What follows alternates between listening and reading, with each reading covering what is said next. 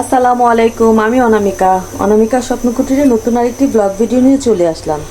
আজকে আমি নর্মাল সাধারণ একটা শাক ভাজি করব, সেটাই সবার সাথে শেয়ার করছি। আমি লাল শাক ভাজি করব। আমি অনেক সময় লাল শাক ভাজি করার সময় ছোট চিংড়ি দেই, আবার অনেক সময় বড় চিংড়িও কেটে দেই, আবার অনেক সময় কোনো চিংড়ি দেই না, শুধু সাদা ভাজি করি।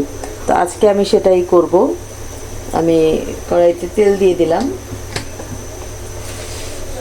এখন এখানে আমি বেশ খানিকটা রসুন দেব। আমি একবারে বাগার দিয়ে করব, যেহেতু আমি শাকটাকে অনেক আগে ধুয়ে ঝরা দিয়ে রেখেছি। সেহেতু এটাতে আমার কোনো পানি নেই যে আমার আলাদা সিদ্ধ করে পানি শুকিয়ে তারপরে করতে হবে। আর যদিও আমি কখনো শাকের পানি ফেলে দেওয়াটা আমার পছন্দ না। আমি চেষ্টা করি সবসময় শাকের পানিটা যেন শাকের থাকে। শুকিয়ে ফেলবো, কিন্তু পানিটা ফেলে দিব না, তাহলে তো আর আমার সেই পরিমাণে ভিটামিনটা পাওয়া গেল না। এর জন্য আমি কি করেছি, শাকটাকে ধুয়ে অনেক আগেই ঝরা দিয়ে রেখেছিলাম। এখন আমি এই যে রসুন পেঁয়াজটা একটু লাল লাল করব। লাল লাল করে শাকটা দিয়ে দিব, লবণ দিয়ে দিব। আমি যখন চিংড়ি মাছ দিয়ে করি, তখন এই যে আমি পেঁয়াজটা যখন ভাজি, তখনই আমি চিংড়ি মাছটা দিয়ে ভেজে ফেলি।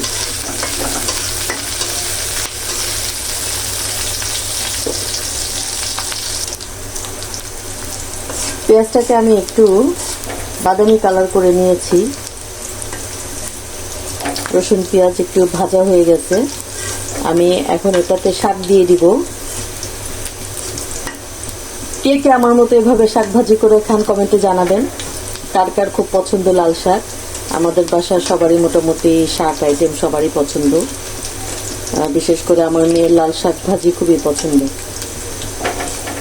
আমি এখন শাকটাকে দিয়ে দিচ্ছি। দেখেন, একটুও পানি নেই, একদম ঝরঝরে একটা শাক।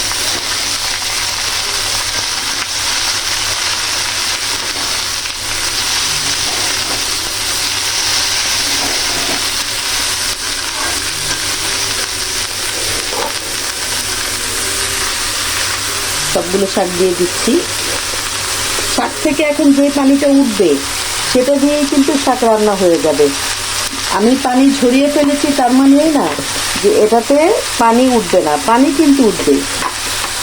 সবজি বলে কথা, শাক বলে কথা, পানি না উঠে কি পারে বলেন? আমি এখানে লবণ দিয়ে দিব।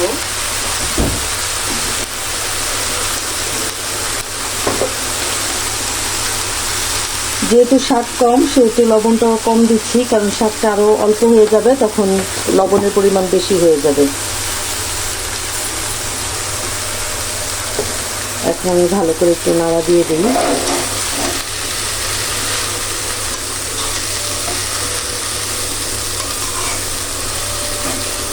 বেশিরভাগ মানুষ কিন্তু লাল শাক ভাজিটা দুইবারে করে। সেটা হলো প্রথমে একবার ওটাকে সেদ্ধ করে, তারপরে হলো গিয়ে পেঁয়াজ রসুন লাল লাল করে তারপরে দিয়ে দেয়। তো আমি যেহেতু শাকটা অনেক আগেই ধুয়ে রেখেছি, সবভাবেই করা যায়। এই যে রান্না একটি আর্ট, আপনি যেভাবে করবেন সেভাবেই মজা, সবই মনের ব্যাপার। তো আমি এটাকে একটু ঢাকা দিয়ে রাখি। ঢাকা দিয়ে রাখলে এটা সেদ্ধটা হয়ে পানি উঠে যাবে।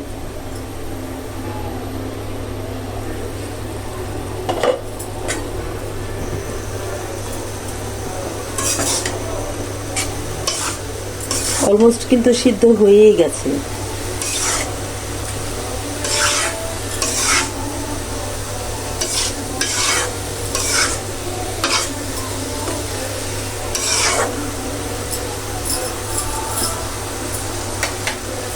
আরেকটু হোক, আরেকটু পানি উঠবে, তারপরে শুকাবে।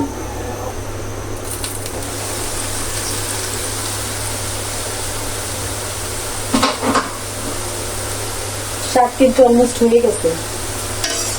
এখন একটু চুলাটা বাড়ায় শুকায় ফেললেই দেখেন একদম গলে গেছে। এখন শুধু আমি শুকাবো। এটা ডাবল করে রান্নার কিছু নাই। আপনি যদি একটু শুকায় নেন তাহলে এটা কালার নষ্ট হবে না, কালারটা লাল লাল থাকবে। আর এখনকার লাল শাক আমি দেখেছি খুব একটা লাল কিন্তু হয় না, একটু ডাটা শাকের মতোই হয়।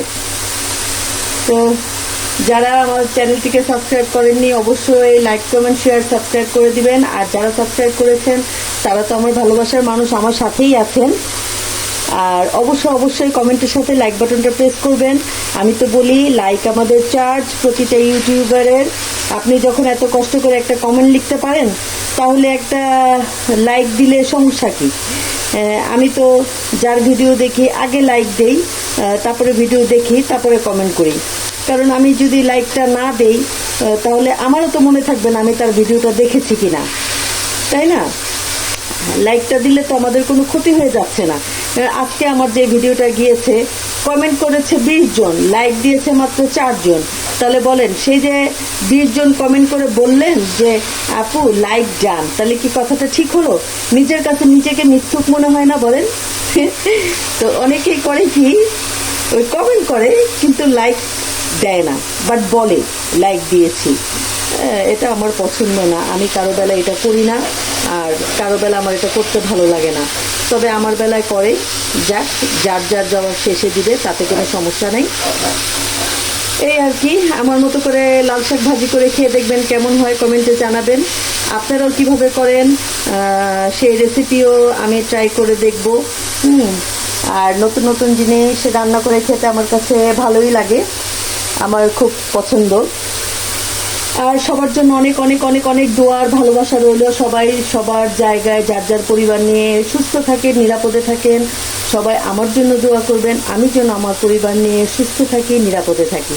আমি কিন্তু একটা অসুস্থ মানুষ। আমার ইউটিউবের বেশিরভাগ যারা আমার ভালোবাসার মানুষ আছে সবাই কিন্তু জানে, বেশিরভাগ মানুষ জানে। যারা নতুন তারা হয়তো বা জানে না যে আমি অনেকেই একজন অসুস্থ মানুষ, একদম বিশাল একটা রোগের রুগী আমি। তারপরেও আমি কিন্তু এই যে ইউটিউবে যে কাজটা করি এটা আমার ভালোবাসা থেকে করি।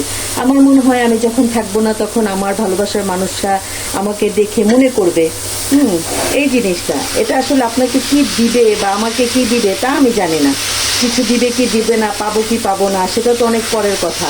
কিন্তু যেই ভালোবাসা, যেই দোয়া, যেই ভালোবাসা আমি পাই বা পাচ্ছি, আমার জন্য তো এক জীবনে এটা বিশাল পাওয়া, বিশাল। হ্যাঁ, এই যে অনেক অনেক আপু ভাইয়ার আমার জন্য অনেক ভালোবাসে, অনেক দোয়া করে, হ্যাঁ, বলে, আমাকেও বলে, কমেন্টে বলে। এর জন্য আমি সবার কাছে অনেক আন্তরিকভাবে কি বলবো, এটাকে আমার ভাষা নাই বলার মতো। আমি অনেক খুশি, আল্লাহর দরবারে আমি সবার জন্য অনেক দোয়া করি। এই যে লাল শাকের কালারটা লাস্টে এমন হয়েছে, এই যে সবুজ, এটা কিন্তু ঘাস না, এটা কিন্তু আরেকটা শাক, শাকের ডাঁটাকে সবুজ লাগছে। তো এভাবে সবাই রান্না করে খেয়ে দেখবেন কেমন হয়েছে বলবেন। সবাই ভালো থাকেন, সুস্থ থাকেন। আসসালামু আলাইকুম। লাল শাক ভাজি আমার খুবই পছন্দের একটি শাক, শুধু আমার না, আমার বাসার সবারই খুব পছন্দের একটি শাক। আমি অনেক সময় ছোটো চিংড়ি দিয়েও করি, আবার বড় চিংড়ি দিয়েও খুব কম করি, ছোটো চিংড়ি দিয়ে বেশি করি, তাহলে ওটার ঘ্রাণটা খুব সুন্দর হয়। আজকে আমি শুধু ভাজি করেছি। কার কার আমাদের মতো লাল শাক ভাজি পছন্দ কমেন্টে জানাবেন।